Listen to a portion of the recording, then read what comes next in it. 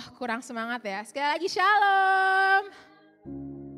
Wah, puji Tuhan Bapak Ibu, setelah kurang lebih hampir sebulan ya, sebulan saya ke Jakarta dan saya senang sekali bisa ketemu lagi sama Bapak Ibu semua teman-teman di tempat ini. Saya percaya kemarin pas liburan kita semua punya jalur liburan masing-masing ya. Entah ada juga yang mungkin masih kerja atau masih sekolah, apapun itu. Saya percaya Tuhan tetap ada bersama dengan kita sampai hari ini. Amin. Dan hari ini saya akan sharing tentang ini sudah ditampilkan ya. Dalam kelemahan kita kuasa Tuhan sempurna. Jadi waktu Pastor Luther bilang nanti Aca sharing doa puasa, saya kayak apa ya Tuhan? Ada banyak judul yang muncul, tapi setelah renungan lalu ini yang kuat di hati saya. Dan saya percaya Tuhan mau sampai sesuatu buat kita di ini, amin ya. Nah jadi Tuhan yang kita adalah Tuhan yang hidup, amin. Dia nyata dan dia beneran. Nah sebelum lanjut ya, Kak Ferry ini mic-nya kenapa putus-putus? Oke, saya mau tanya dulu ya. Setiap kita di sini saya mau tanya siapa yang tidak punya kelemahan? Yang tidak punya boleh foto sama saya di depan sini ya. Atau saya foto sendiri. Ada yang tidak punya kelemahan? Tidak ada yang angkat tangan. Nah berarti artinya setiap kita.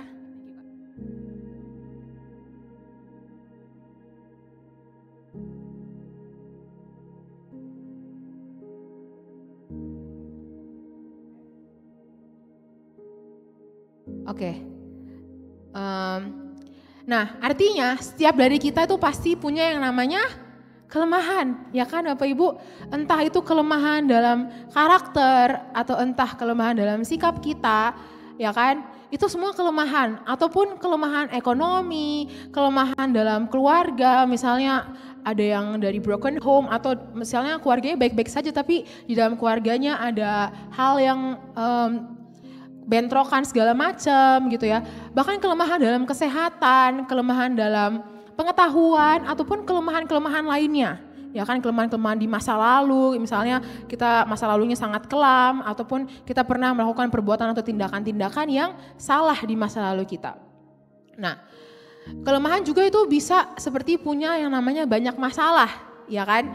Kayak aduh ini rasanya masalah ini benar-benar silih berganti datang dalam hidup gitu ya. Ini belum yang satu baru selesai ataupun belum selesai sudah datang lagi gitu ya. Nah, artinya kelemahan juga bisa berbicara tentang pergumulan yang kita alami di dunia ini. Tapi tahukah kita bahwa kelemahan atau kekurangan merupakan bagian dalam hidup kita sebagai manusia. Amin. Kelemahanlah yang membuat kita adalah manusia. Ya kan? Nah pertanyaannya adalah apakah Tuhan jahat? Kok Tuhan kasih saya kelemahan ya? Kok Tuhan izinkan saya berada dalam situasi yang membuat saya rasanya lemah? Membuat saya rasanya, apa iya saya bisa? Membuat saya bingung, ini kenapa ya harus seperti ini hidup saya? Apakah Tuhan jahat? Pertanyaan adalah kenapa Tuhan izinkan kita untuk mengalami kelemahan, keterbatasan dan masalah dalam hidup ini? Apa tujuan Tuhan memberikan kita atau apa tujuan kita punya yang namanya kelemahan? Saya akan bagi 3 poin kenapa Tuhan izinkan kita punya kelemahan. Yang pertama adalah supaya kita tidak menjadi sombong. Boleh sama-sama katakan sama saya, supaya kita tidak menjadi sombong. Boleh ditampilkan 2 Korintus 12 ayat yang ke-7. Nah ada di belakang sini. Dan supaya aku jangan meninggikan diri karena penyataan-penyataan yang luar biasa itu, maka aku diberi suatu duri di dalam dagingku, yaitu seorang utusan iblis untuk menggocoh aku, supaya aku jangan meninggikan diri. Kita flashback sedikit, jadi kalau Bapak Ibu teman-teman nanti baca di 2 Korintus 12 ini, Rasul Paulus itu dapat penglihatan-penglihatan atau penyataan-penyataan yang luar biasa gitu ya. Nah jadi akhirnya di ayat 7 dikatakan bahwa dan supaya aku jangan meninggikan diri karena penyataan-penyataan yang luar biasa itu, maka aku diberi suatu duri di dalam dagingku, yaitu seorang utusan iblis untuk menggocoh aku supaya aku jangan meninggikan diri. Dalam bahasa Inggrisnya keeping me from becoming arrogant. Nah terus ayat 8, Tentang hal itu aku sudah 3 kali berseru kepada Tuhan. Mungkin Rasul Paulus kayak, Tuhan tolong angkat kelemahan ini daripada saya. Tuhan angkat duri ini dari saya. Nah 3 kali dia sudah berseru sama Tuhan supaya utusan iblis itu mundur daripada Rasul Paulus. Tapi ayat 9, tetapi jawab Tuhan kepadaku, cukuplah kasih karuniaku bagimu. Sebab justru dalam kelemahanlah kuasaku menjadi sempurna. Sebab itu, ini keren banget ya, saya 1 minggu ini kurang lebih saya terberkati sama kalimat ini. Rasul Paulus dia katakan, sebab itu terlebih suka aku bermegah atas kelemahanku supaya kuasa Kristus turun menaungi aku. Wow, dia lebih suka bermegah atas kelemahannya. Supaya apa? Supaya kuasa Kristus turun menaungi aku. Wow, keren banget bahasa Inggrisnya. But he answered me, my grace is always more than enough for you. Artinya anugerahku, kasih karuniaku itu lebih daripada cukup. Udah, kita gak usah merasa kita kekurangan kasih karunia karena yang ada pada kita tuh udah more than enough. Udah sangat lebih dari yang kita butuhkan gitu ya. And my power finds its full expression through your weakness.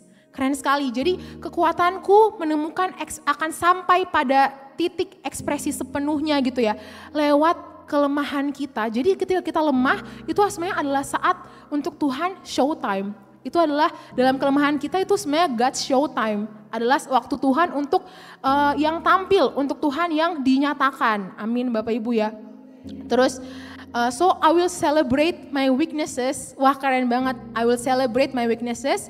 For when I am weak, I sense more deeply the mighty power of Christ living in me. Wow, karena ketika saya lemah, saya bisa lebih lagi merasakan kedalaman kuasa Kristus yang sedang hidup di dalam saya.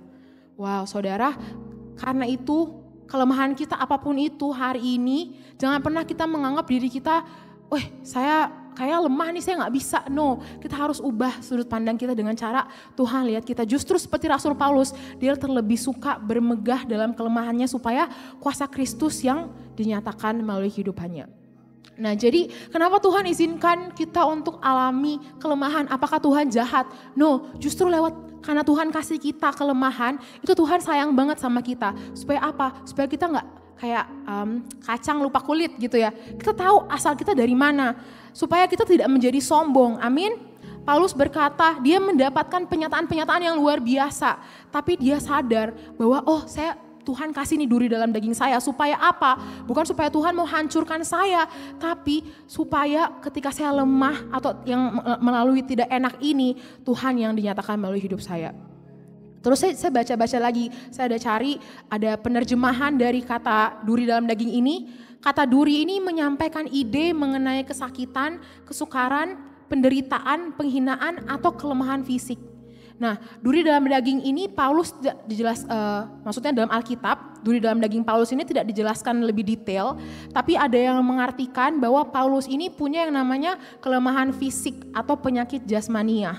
Itu bisa kita sama-sama lihat di Galatia 4 ayatnya yang ke-13 sampai 14. Galatia 4 ayat 13 dikatakan, kamu tahu bahwa aku pertama kali telah memberitakan Injil kepadamu oleh karena aku sakit pada tubuhku. Nah, sungguh pun demikian keadaan tubuhku itu yang merupakan pencobaan bagi kamu, namun kamu tidak menganggapnya sebagai sesuatu yang hina dan yang menjijikkan. Tetapi kamu telah menyambut aku sama seperti seorang malaikat Allah, malahan sama seperti menyambut Kristus Yesus sendiri, gitu ya.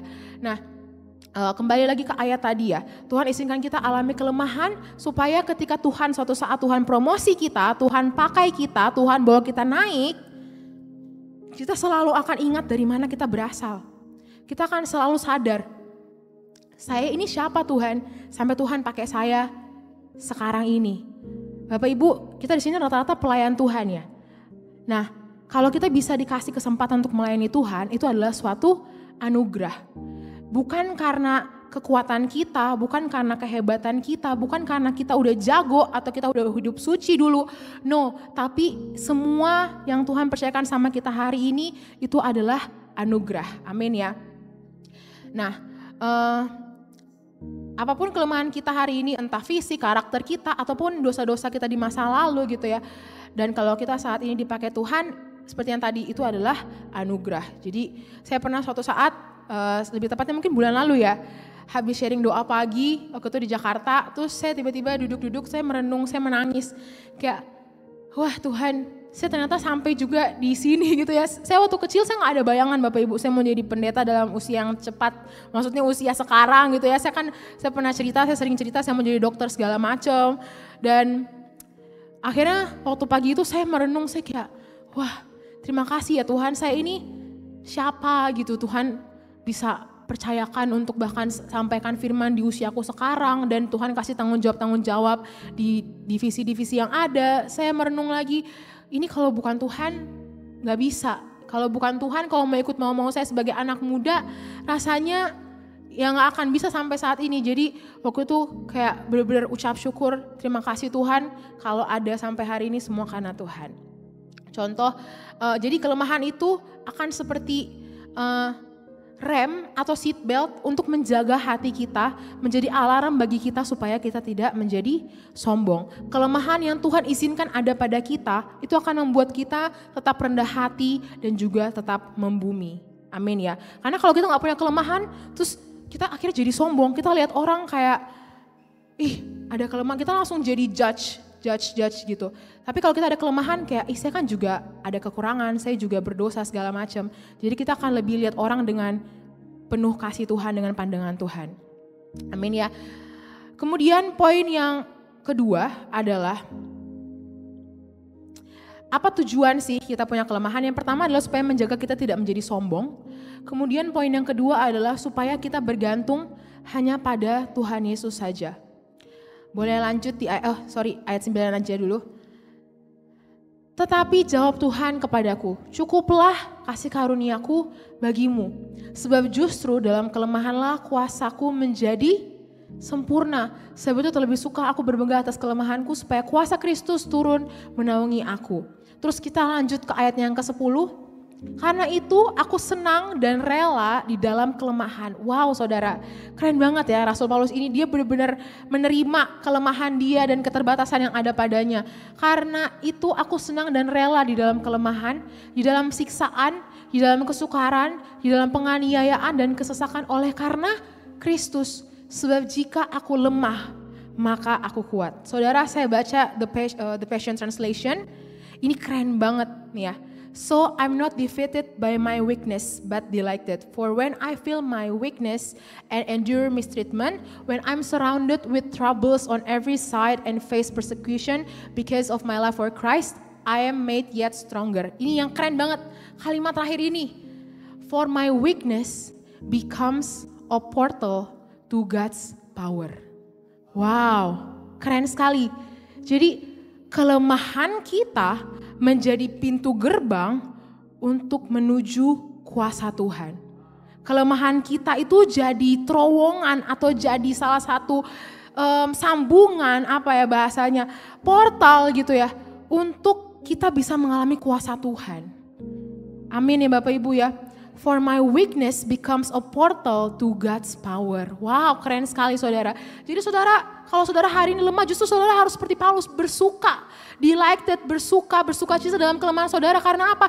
Artinya saudara akan melihat tangan Tuhan yang dahsyat turun atas hidup saudara. Orang-orang akan berkata, kok kamu bisa sih? Kok kamu bisa dipromosi? Kok kamu bisa menyelesaikan sekolahmu dengan baik? Kok kamu bisa menyelesaikan tanggung jawabmu dengan baik? Padahal kan kalau dilihat dari kapasitas kamu, gak mungkin. Tapi ini karena dalam kelemahanlah, for my weakness becomes a portal to God's power. Wow, amin ya Bapak Ibu ya. Kelemahan menunjukkan keterbatasan kita sebagai manusia. Tanpa Tuhan itu kita sangat lemah dan sangat rapuh. Kita benar-benar harus bergantung itu sama Tuhan. Makanya lewat kelemahan itu menyadarkan kita bahwa kamu gak bisa jalani hidup sendirian. Kamu butuh sebuah kuasa yang lebih besar daripada kuasamu sendiri. Amin ya. Kelemahan itu membuat kita sadar bahwa kita butuh suatu kuasa yang lebih dari kuasa kita, suatu kuasa yang super power untuk topang hidup kita. Amin. Makanya kalau ada masalah lari ke manusia, itu mending pilihan nomor 2 saudara. Karena manusia sebisa-bisa dan semaksimal-maksimalnya tolong kita. Sekuat apa sih mereka? Amin. Mereka juga manusia. Pertama, larinya ke Bapa, bahwa semua kekhawatiran, semua kelemahan kasihnya ke Tuhan. Amin ya. Kelemahan membuat kita sadar kita butuh kuasa super power. Dan kuasa itu, kuasa yang lebih besar dari kita, itu hanya ada di dalam Tuhan Yesus saja. Amin ya. Contoh misalnya kita nih mau buka sebuah aqua gitu ya, mau buka botol aqua, rasanya keras, gak bisa. Artinya apa? Kita lemah kan? Dalam tanda kutip kita lemah, kita gak bisa buka, gak kuat. Kita butuh siapa? Kita butuh orang yang kuat, lebih kuat dari kita untuk membukakan botol itu. Sama dengan hidup kita. Kita sendiri lemah saudara, terbatas, banyak kekurangan, bolong-bolong sana sini. Kita butuh kekuatan Tuhan untuk turun atas hidup kita. Amin. Nah, contoh Daud ketika dia dikejar-kejar oleh Saul dan musuh-musuhnya. Keren banget kalau kita baca kitab Mazmur. Dia itu non-stop pujian ke Tuhan, non-stop untuk dia terus bermazmur. Mazmur 18 ayat 3 dikatakan, "Ya Tuhan, bukit batuku, kubu pertahananku dan penyelamatku." Amin ya saudara. "Allahku, gunung batuku, tempat aku berlindung, perisaiku, tanduk keselamatanku, kota bentengku." Saudara, tempat berlindung kita yang paling teguh, yang gak akan goyah. Makanya ada di Alkitab berkata, sekalipun bumi ini bergoyang, bergoncang, sekalipun semuanya hilang, yang tetap cuma satu, Tuhan. Amin ya. Saya pernah merenung dan saya pernah juga mungkin bagikan gitu ya. Kalau di dunia ini kita tuh saling kenal gitu ya. Maksudnya kita saling tahu satu sama lain. Tapi di surga ya kita akhirnya jadi semua jadi saudara gitu. Tapi satu-satunya pribadi yang akan tetap sama untuk pangkatnya, posisinya dan kedaulatannya adalah hanya Tuhan. Di dunia ini dia Tuhan, di akhirat dia juga adalah Tuhan. Karena itu kejarlah yang kekal. Amin ya. Pandanglah kepada kekekalan. Mata kita udah stop, gak usah urus baper-baper segala macam di dunia ini. Apalagi kita pekerja saudara, stop. Untuk aku bisa dapat apa, aku bisa dilayani apa, stop. Kita adalah pekerja Tuhan. Tentaranya Tuhan tidak lagi memusingkan diri dengan kepentingan diri sendiri, tapi mementingkan kepentingan komandan. Amin. Terus pertanyaannya mungkin saudara yang bertanya, terus saya siapa yang urus? Balik lagi, Tuhan yang akan urus saudara. Amin ya. Oleh karena itu saudara, dalam kelemahanmu saudara, berserulah kepada Tuhan, andalkan Tuhan selalu. Daud tahu bahwa kelemahan itu bukan untuk ditangisi atau untuk menjadi bahan mengasihani diri sendiri. Tapi kelemahan adalah panggilan jiwa untuk bergantung kepada Tuhan saja dan melihat pertolongan bahkan pribadi Tuhan secara langsung. Amin saudara. Kelemahan, sekali lagi saya ulang ya, kelemahan itu bukan untuk ditangisi atau untuk kita jadi mengasihani diri sendiri. Aduh, saya memang hidupku begini. Saya gak bisa, keluargaku hancur, masa laluku sudah jelek banget, saya gak mungkin pulih dan segala macam kelemahan saudara. Atau misalnya saudara punya kelemahan dalam pekerjaan atau kelemahan fisik apapun itu bukan untuk ditangisi, tapi kelemahan adalah panggilan jiwa untuk kita bergantung lebih lagi pada Tuhan saja. Dan kita akan lihat pertolongan bahkan pribadi Tuhan atas hidup kita secara langsung. Amin saudara, itu dia makanya ketika kita lemah, maka kita kuat. Amin. Kenapa? Karena kita bukan lagi hidup dengan kekuatan diri kita sendiri. Tapi kita hidup dalam penyerahan kita sama Tuhan. Misalnya kita hadapi sesuatu hal yang mustahil. Kalau dengan kekuatan kita rasanya gak mungkin. Tapi kita akan selalu ada Tuhan kok. Akhirnya orang akan berkata, kamu bukannya punya masalah ya? Kamu bukannya ada problem beban hidup segala macam? Kok kayak happy-happy aja? Kita akan dengan bisa menjawab, saya punya Tuhan. Amin. Itu adalah orang-orang yang tahu bahwa ketika dia lemah, dia gak akan ngeluh dengan kelemahannya. Tapi dia akan sadar, aku punya Tuhan yang akan bekerja melalui kelemahanku. Amin. Saudara kalau mau tepuk tangan ya buat Tuhan, tepuk tangan aja gak apa-apa. Kasih yang terbaik buat Tuhan. Amin. Nah, kelemahan tidak lagi jadi halangan atau batasan kita untuk berjalan maju. Amin. Justru itu akan menjadi bahan bakar kita. Jadi penggerak kita untuk terus bergantung sama Tuhan dan alami promosi dan keajaiban Tuhan dalam hidup kita. Nah, pertanyaannya adalah kenapa kadang dalam hidup itu kita tuh suka kadang mau menyerah, ya kan? Siapa di sini yang pernah mau menyerah dengan apapun yang dia sedang hadapi? Ada? Gak ada, luar biasa ya di sini ya. Semua andalin Tuhan ya. Saya pribadi beberapa kali pernah kayak bertanya, Tuhan, rasanya gak kuat rasanya kayak mau menyerah, rasanya ini bener gak sih ini Tuhan yang suruh. Tapi itu karena nadanya gak masuk ya. Karena sujud di altar Tuhan. Terus Tuhan yang kasih kekuatan. Tuhan infuskan, ayo anakku let's go, kamu bisa. Saudara, tempat paling enak untuk recharge, untuk cas kekuatan kembali itu bukan di HP, bukan sosial media.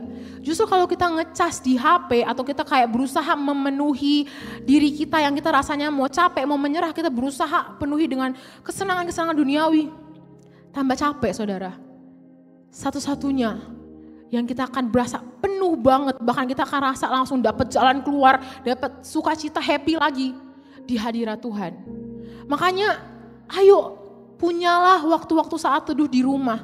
Gak usah dipaksa-paksa, gak usah dorong-dorong, ayo saat teduh, no. Kesadaran dari dalam diri, sadar saya lemah, saya butuh Tuhan.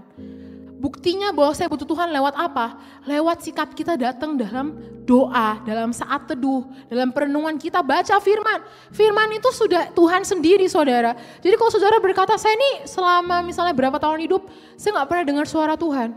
Pertanyaan besar, saudara buka gak Alkitab saudara? Karena Tuhan bicara lewat firman-Nya. Amin.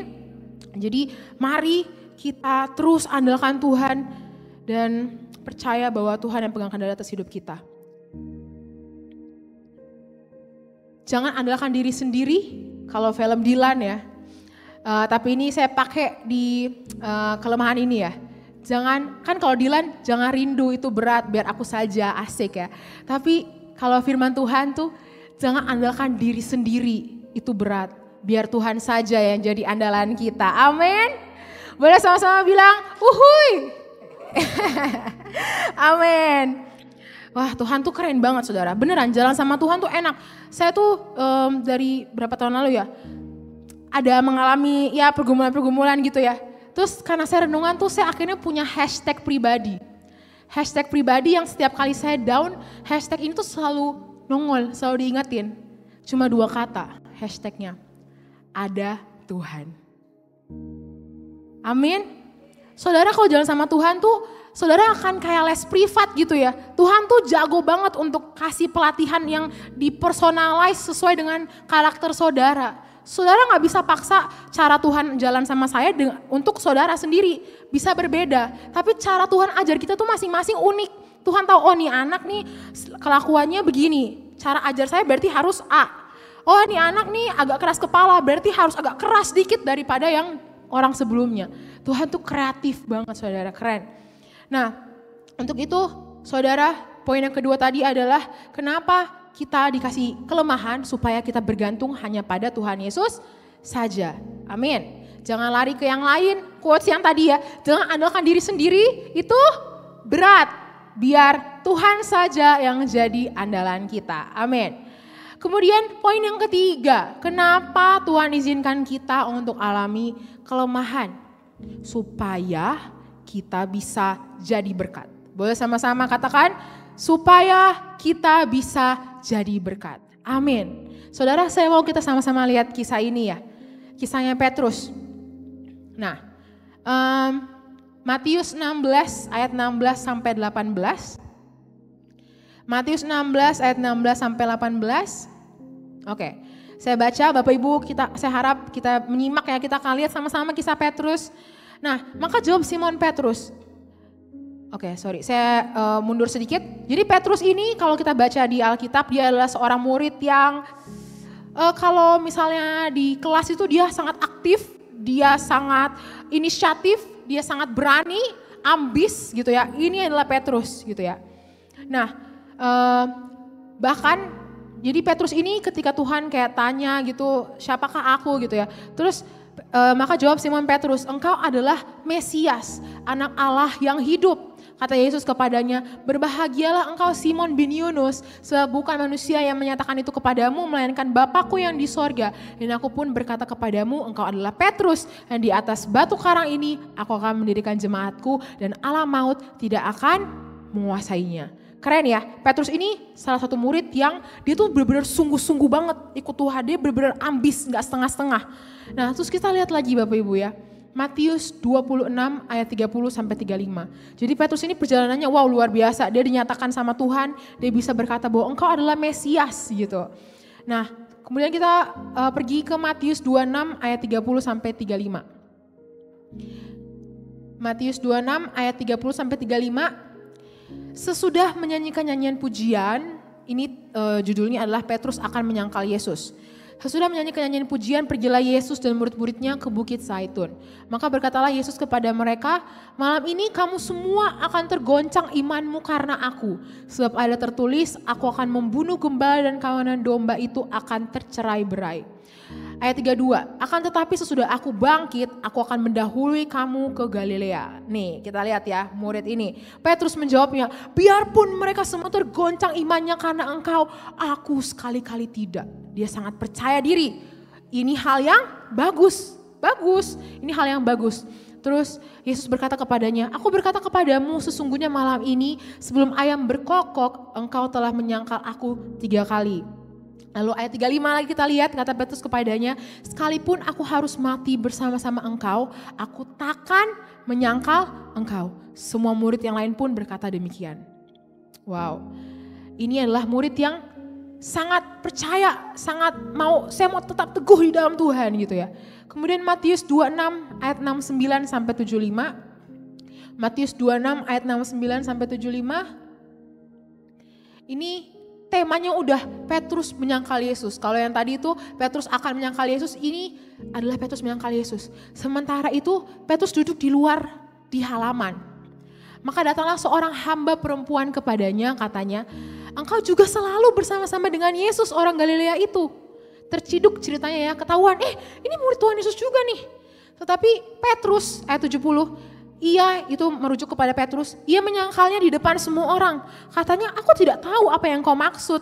Wah, ayat 71, ketika ia pergi ke pintu gerbang, seorang hamba lain melihat dia dan berkata kepada orang-orang yang ada di situ, orang ini bersama-sama dengan Yesus orang Nazaret itu. Terus kedua kalinya, ayat 72, dan ia menyangkalnya pula dengan bersumpah, aku tidak kenal orang itu. Wow saudara, tadi dia berapi-api, saya tidak akan menyangkal engkau Tuhan gitu ya. Dan sekarang aku tidak kenal engkau. Wah, aku tidak kenal orang itu.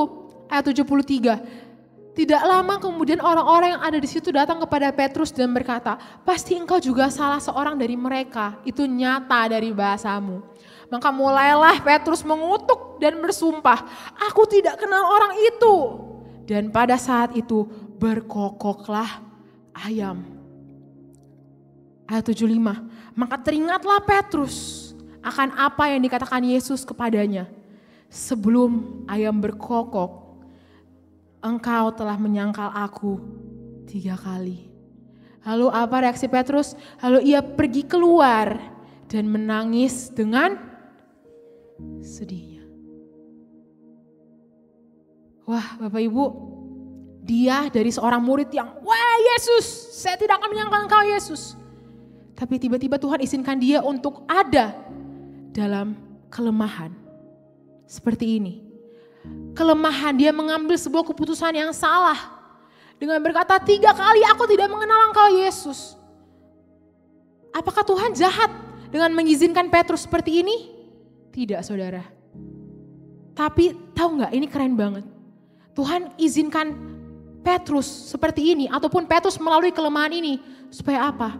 Supaya nanti lewat kelemahan ini kuasa Tuhan jadi sempurna. Tuhan akan pakai Petrus, nanti kita akan lihat gimana dia akan bangkit dari kelemahan ini, dari hatinya yang hancur itu, untuk dia bangkit menjungkir balikan dunia buat Tuhan. Amin ya saudara. Poin yang ketiga tadi adalah Tuhan izinkan kita alami kelemahan supaya kita bisa jadi berkat. Petrus Tuhan izinkan untuk bisa lewati masa kekelaman, pasti dia hatinya hancur banget saudara. Di depan Tuhan dia berapi-api, tapi dia bilang, wah ternyata saya juga bisa jatuh. Tapi Tuhan izinkan ini untuk apa? Supaya dia bisa menguatkan nanti saudara-saudaranya. Dan kerennya banget, Lukas 22 ayat 31. Lukas 22 ayat 31, Tuhan udah pesan ini dari awal. Simon, Simon, lihat, iblis telah menuntut untuk menampi kamu seperti gandum. Tetapi aku telah berdoa untuk engkau supaya imanmu jangan gugur. Dan kalimat ini, Dan engkau, jikalau engkau sudah insaf, kuatkanlah saudara-saudaramu. Artinya Tuhan tahu dia akan punya kelemahan, Tuhan tahu dia akan jatuh. Tapi Tuhan tahu bahwa kalau dia bisa bangkit, dia akan jadi penguatan buat saudara-saudaranya. Amin ya Bapak Ibu ya. Nah, wow keren banget. Seperti perkataan Tuhan buat Petrus tadi, dan engkau jika engkau sudah insaf, kuatkanlah saudara-saudaramu. Dan kita akan lihat Bapak Ibu sebentar. Kita akan lihat di 1 Petrus 5 ayat 6 sampai 10. Dan akhirnya dari ini, Petrus bangkit dari kelemahannya. Dia tidak mengasihani diri sendiri tapi dia bangkit. Dia bangkit untuk menjadi lebih sungguh-sungguh lagi dari sebelumnya. Dia bangkit untuk lebih radikal lagi dari sebelumnya. Dan akhirnya akhirnya Petrus ini Tuhan pakai ketika dia berkhotbah, langsung 3.000 orang diselamatkan. Dia adakan banyak mujizat-mujizat yang luar biasa. Amin saudara. Dan dia tidak menyerah. Nih 1 Petrus 5 ayat 6 sampai 10. Saya percaya yang Petrus tulis ini juga adalah karena dari perjalanan dia, dari kegagalan dia. Saudara-saudara kalau dengar sebuah talk show atau podcast atau acara apapun itu, saudara akan lebih percaya kalau orang itu sudah pernah melaluinya. Betul? Misalnya orang bicara tentang finance gitu ya, terus dia cerita kita harus begini, tapi dia gak pernah misalnya contoh mengalami kesulitan dulu atau struggle, saudara akan lebih suka dengar pasti yang orang yang pernah mengalami struggle, persoalan, masalah dan dia akan sharing di situ. Ya, betul? Kita akan lebih percaya orang yang pernah punya perjalanan yang kita mau belajar dari situ. Atau misalnya mengalami kegagalan. Kita akan lebih suka dengar orang yang cerita-cerita orang gimana sih caranya bangkit dari kegagalan. Nah, ini Petrus, 1 Petrus 5 ayat 6 sampai 10. Akhirnya dia bangkit dari kegagalannya. Dan saya percaya dia tulis ini juga mungkin salah satu referensinya dari kegagalannya waktu dia menyangkal Tuhan. Ayat 6, karena itu rendahkanlah dirimu di bawah tangan Tuhan yang kuat, supaya kamu ditinggikannya pada waktunya. Serahkanlah segala kekhawatiranmu kepadanya, sebab ia yang memelihara kamu. Di ayat ini mungkin Petrus mau bilang kayak, jangan percaya pada kekuatanmu sendiri. Kamu gak akan bisa, tapi serahkan semuanya kepada Tuhan, termasuk kekhawatiranmu. Amin. Terus ayat 8, sadarlah dan berjaga-jagalah. Lawanmu si iblis berjalan keliling sama seperti singa yang mengaum-ngaum dan mencari orang yang dapat ditelannya. Ini dia belajar dari pengalaman tadi. Tuhan udah bilang, Simon, masih namanya Simon ya, bukan Simon yang ini ya, bukan Om Simon yang ini. Tuhan bilang, Simon, iblis sudah tunggu. Tapi aku berdoa, kalau kamu sudah insaf, kamu akan kuatin. Akhirnya dia tulis ayat ini. Sadarlah dan berjaga-jagalah. Lawanmu si iblis berjalan keliling sama seperti singa yang mengaum-ngaum dan mencari orang yang dapat ditelannya. Ayat 9, lawanlah dia dengan iman yang teguh. Sebab kamu tahu bahwa semua saudaramu di seluruh dunia menanggung penderitaan yang sama. Saudara, hidup kita bukan kita doang yang paling menderita sendiri. Semua orang punya persoalan dan pergumulannya masing-masing. Amin ya. Oleh karena itu ayo punya iman yang teguh. Ayat 10, dan Allah sumber segala kasih karunia yang telah memanggil kamu dalam Kristus kepada kemuliaannya yang kekal akan melengkapi, meneguhkan, menguatkan dan mengokohkan kamu sesudah kamu menderita seketika lamanya. Ialah yang mempunyai kuasa sampai selama-lamanya. Amin. Wow saudara keren banget. Jadi lewat kelemahan kita bisa jadi berkat buat orang lain. Mungkin saat ini kita gak paham kenapa Tuhan izinkan kita untuk alami kelemahan ini, alami situasi-situasi yang tidak mengenakan. Tapi saat ini kita mungkin gak mengerti, suatu saat kita akan mengerti bahwa ternyata Tuhan mau pakai kita untuk jadi jawaban buat orang lain. Tuhan mau pakai kita untuk jadi, misalnya saya sering sharing ke teman-teman yang muda-muda di sini ya. Saya bilang mungkin kalian persoalan-persoalan kalian sekarang kalian gak mengerti kenapa Tuhan izinkan kalian alami. Tapi percayalah, ini suatu saat yang kalian alami itu akan menjadi kesaksian buat generasi berikutnya. Saya bilang sama mereka, itu adik-adik di sekolah minggu, itu generasi berikutnya. Suatu saat mungkin kalian akan yang usia 20-an, misalnya seperti saya dan kakak-kakak yang lainnya. Kalian lewat kesusahan-kesusahan saat ini, itu kalian akan pakai itu untuk menjadi kesaksian buat mereka, ataupun orang yang lebih tua. Amin ya. Untuk itu Roma 8 ayat 28, segala sesuatu yang kita alami itu tidak ada yang kebetulan. Amin. Di balik semuanya Tuhan bekerja untuk mendatangkan kebaikan bagi kita. Last pertanyaan, bagaimana caranya bangkit dari kelemahan? Nah, tadi kan meskipun memang dalam kelemahan kuasa Tuhan jadi sempurna, tapi kelemahan ini tuh bukan menjadi alasan bagi kita untuk tidak berkembang. Amin? Atau ini menjadi alasan untuk kita tidak hidup maksimal dan dalam rencana Tuhan. Seperti Petrus dan Paulus yang mereka bangkit dari kelemahan mereka, maka kita pun harus bangkit dari kelemahan kita. Pertanyaan terakhir ya, gimana caranya kita bisa bangkit dari kelemahan kita? Saya punya 3 poin, saya berharap saya bisa bagi dengan cepat. Cara bangkit dari kelemahan adalah yang pertama, sadari bahwa kita memang punya yang namanya kelemahan. Boleh taruh tangannya semua Bapak Ibu di dada teman-teman dan katakan, saya punya kelemahan. Yap. Lalu kita harus terima itu, kelemahan kita bukan untuk kita kayak denial. Enggak, saya kayaknya kayak gitu. Tapi kalau kita punya kelemahan kita kayak gini, oke, saya nih lemahnya ini. Terus ngapain? Terima, accept aja. Oke, masa lalu saya memang hancur. Saya pernah melakukan tindakan yang Tuhan gak suka. Saya punya kelemahan, misalnya kelemahan ekonomi, kelemahan keluarga, kelemahan fisik dan segala macam. Terima, accept. Lalu apa? Move forward. Atau dengan kata singkatnya, let go and let God. Amin ya. Tidak usah disesali. Gak usah sesali apa yang sudah pernah terjadi atau apa yang menjadi jalan hidup Bapak Ibu. Gak usah disesali. Tapi percaya seperti yang tadi, dalam kelemahan kuasa Tuhan menjadi sempurna. Jadi cara bangkit dari kelemahan adalah terima kelemahan itu. Amin ya. Orang tidak bisa maju ke depan karena dia terperangkap dalam masa lalu. Kita suka coba untuk mengontrol hidup kita. Tapi yang Tuhan mau apa? Kita lepas yang tidak bisa kita kontrol. Amin. Kita lepas dan kita kasih ke Tuhan. Terobosan akan terjadi sewaktu kita menerima kenyataan yang ada dan melepaskan apa yang ada itu ke tangan Tuhan. Lepaskan penyesalan, lepaskan keterbatasan, lepaskan kemustahilan dan lepaskan kelemahan kita. Filipi 3 ayat 13. Saudara-saudara, aku sendiri tidak menganggap bahwa aku telah menangkapnya, tetapi ini yang kulakukan, aku melupakan apa yang telah di belakangku dan mengarahkan diri kepada apa yang di hadapanku. Masa lalu itu bukan untuk menahan kita terus untuk di belakang, no. Tapi kita harus terima, oke, ini masa lalu saya, ini kelemahan saya, dan saya mau maju ke depan. Amin. Yang melupakan dan meninggalkan apa yang di belakang adalah mereka yang melaju ke depan. Penyesalan akan masa lalu bukanlah pertobatan. Pertobatan adalah kemenangan atau keberhasilan di masa sekarang dan di masa depan. Kemudian poin yang terakhir, bagaimana caranya bangkit dari kelemahan? Yang pertama adalah sadari, terima, let go and let God. Gak usah disesali, tapi kita terus melangkah ke depan.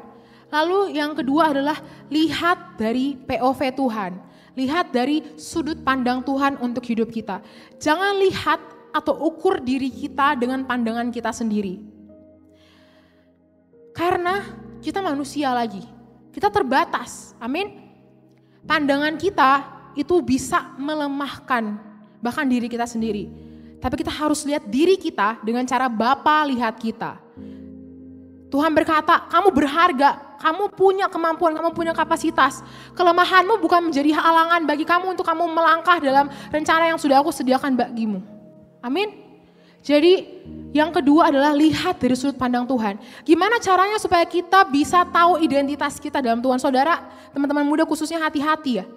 Iblis tuh suka menipu kita dengan menaruh identitas yang palsu. Menaruh atau meng-highlight keterbatasan-keterbatasan kita sebagai anak muda. Makanya di dalam Alkitab juga di Timotius dikatakan bahwa jangan seorang pun menganggap engkau rendah karena engkau muda. Tapi kita bangkit jadi teladan bagi orang-orang percaya. Amin saudara. Gimana caranya supaya kita bisa punya identitas yang kuat dalam Tuhan? Supaya ketika iblis mau tipu kita atau iblis mau bodoh-bodohi kita dengan tipuan dia tentang identitas kita. Caranya adalah apa? Banyak waktu di kaki Tuhan. Firman Tuhan ini seperti deterjen yang akan membersihkan kita. Sehingga semakin kita dekat dengan Tuhan, kita akan semakin gampang untuk, sabar, ini tuh bukan Bapak saya, ini tuh bukan yang Tuhan katakan tentang saya. Kita akan gampang tepis. Tapi kalau kita gak dekat sama Tuhan, kita akan terima kebohongan iblis itu, kita cerna dan kita jadikan itu belief atau kepercayaan dalam diri kita, akhirnya kita hidup tidak maksimal. Kita hidup berdasarkan apa kata dunia, apa kata setan yang kita percaya itu. Tapi kalau kita benar-benar sering di kaki Tuhan, Tuhan mau ngomong apa dalam masa muda saya, kita sering baca firman Tuhan. Teman-teman, saya salut banget sama yang masih kirim rema, ayo kita sama-sama terus berapi-api buat Tuhan. Karena ini tuh bukan untuk supaya Kamance lihat atau supaya siapa lihat, no. Ini tuh urusan pribadi kita sama Tuhan. Supaya apa? Supaya firman itu membersihkan kita. Amin ya. Dan kita bisa punya identitas yang kuat di dalam Tuhan. Nah, terus Tuhan tuh pakai orang gak pandang rupa. Kenapa? Untuk membuktikan kuasanya. Amin. Siapa rasul-rasul itu? Mereka tuh nelayan-nelayan, saudara, yang sebenarnya mungkin tidak mengerti ilmu marketing, gimana caranya word of mouth, gimana caranya bisa membawa sebuah pesan dari mulut ke mulut sehingga semua dunia tahu. Mereka gak punya ilmu itu. Mereka mungkin nggak jago ngomong segala macam, tapi karena mereka ketika Tuhan berkata, hari ini kamu bukan lagi penjala ikan, kamu adalah penjala manusia. Mereka nggak ada kayak, tapi Tuhan ini. No, mereka cuma, oke Tuhan. Mereka tinggalkan dan mereka pergi ikut Tuhan. Tuhan, kalau Tuhan yang panggil kita, Tuhan yang akan persiapkan dan mampukan kita untuk jalani panggilannya. Amin. Oleh karena itu Tuhan nggak pernah pandang rupa. Apapun latar belakang saudara, pekerjaan saudara saat ini, Tuhan gak lihat itu, yang Tuhan lihat apa? Hati kita. Apakah kita mau untuk jadi kawan sekerja Tuhan? Amin. Para rasul itu, latar belakangnya nelayan. Tapi mereka bisa ngerti firman Tuhan. Bahkan saat ini, pendeta yang ke sekolah sampai S3 sekalipun, belajarnya dari siapa? Dari mereka, dari Alkitab. Wow, mereka bisa nulis ayat-ayat yang, wah, dalam-dalam sekali ya. Kalau di sini kita bilang dalam gitu ya. Mereka bisa tulis ayat yang luar biasa, itu kayak, wah ini dapat ilmu dari mana? Tuhan. Jadi kalau Tuhan yang suruh kita melangkah aja, gak mengerti di tengah jalan mujizat terjadi. Tugas kita apa? Ambil langkah pertama. Amin ya. Untuk itu jangan pernah batasi Tuhan dengan ukuran kita atau keterbatasan kita. Karena Tuhan punya cara yang luar biasa untuk menyalurkan kuasanya dalam kelemahan kita. Saya tutup dengan kalimat ini, setiap musim hidup kita didesain untuk membuat kita semakin lemah terhadap kehendak diri kita sendiri. Karena apa? Karena untuk sampai kepada kehendak Tuhan, kita butuh perubahan dan proses dalam hidup. Amin. Jadi kalau misalnya saudara saat ini merasa, kayak hidup saya semakin lemah, good. Artinya kita sudah semakin dekat untuk menjadi serupa dengan Tuhan, dalam pembentukan dengan Tuhan. Amin, dalam kelemahan kita, kuasa Tuhan menjadi sempurna.